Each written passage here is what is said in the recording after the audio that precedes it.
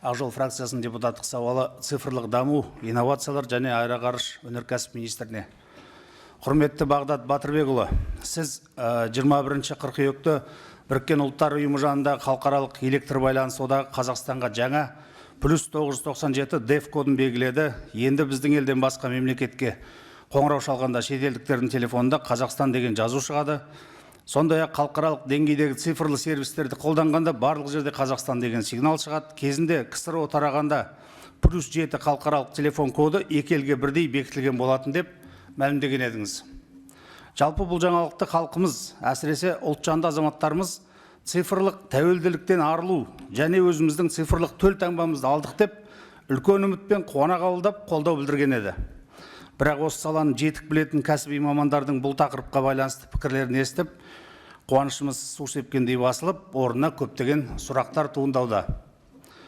Енді сарапшылардың пікіріне сүйенсек, сіз айтқандай 7 саны екі елге бірдей белгіленген код емес, ол тек географиялық аймақтың коды. Екінші 7 тек біздің елге бекітілген сан, яғни +77 Қазақстанның жекеменшік коды. Қазақстаннан қоңырау шалған кезде әлемнің әр тарапынан Қазақстан деген жазу шығу үшін тек халықаралық электр байланыс ұйымына тиісті хат жазу ғана жеткілікті деп санайды. Оның үстіне екі таңбалы деф коды тек дамыған әрі беделді мемлекеттерде бар. Мысалы, Қытайда +82, Германияда +49, Францияда +33 деген сияқты. Бұл қатарда Қазақстанда бар еді. Енді еліміз бұл тізімнен өз еркімен шығып, үш таңбалы Гондурас, Сомали, Конго сияқты елдердің тізіміне қосылудың алдында тұрмыз. Ал қазақ үшін қасиетті 7 таңбасын сонда біз Ресейге сыйға тартып кеттік пе? Мамандардың пікірінше үш таңбалы деф коды еліміздің болашақ абоненттік базасын едәуір қысқартып, біз ұлттық цифрлық байлық ресурсымызға өз қолымызбен өзіміз шектеу қойып отырмыз. Жоғарыда айтылғандарды және үш таңбалы кодқа көшу кезеңінде орын алу мүмкіндігі бар мәселелерді ескере отырып, келесі сұрақтарға жауап беруіңізді сұраймыз. Бірінші, дамыған 38 ОЭСР мемлекеттерінің 25-і қолданатын екі таңбалы кодтан дамушы мемлекеттер қолданатын үш таңбалы кодқа көшуге қандай себеп болды?